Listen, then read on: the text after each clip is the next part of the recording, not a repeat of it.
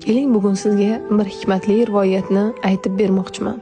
Bir ayol erta vafot etib, Allohning huzuriga chiqdi.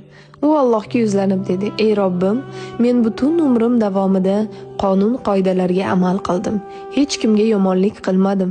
Nega buncha og'riqli hayotni kechirdim? Men juda ham erta o'ldim. Bu adolatdanmi?"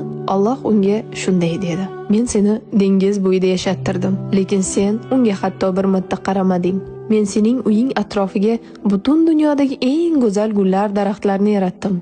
Lekin sen ularning hidini biror marta ham his etmading. Men sening atrofingga eng shirali mevali daraxtlarni ektirdim, lekin sen ularni yeganingda ham ularning lazzatini sezmading. Bilasanmi nega?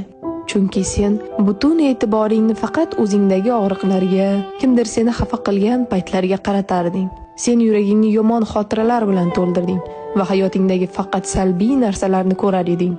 Shuning uchun sen ichingdan kasallanib borarding va shuning uchun ham erta vafot etding. Men senga hayot berdim. Unda quyosh bor edi, mehribon odamlar bor edi, tabiat, ohanglar, huzur bor edi. Lekin sen shukr qilish o'rniga dardlaringni quchoqlading. Sen yashamaganing uchun erta ketding. Xulosa, ko'pincha biz hayotdagi yomon voqealarga shu darajada e'tibor qaratamizki, Alloh ato etgan cheksiz ne'matlarni sezmay qolamiz. Yaxshiliklar ko'z o'ngimizda turadi,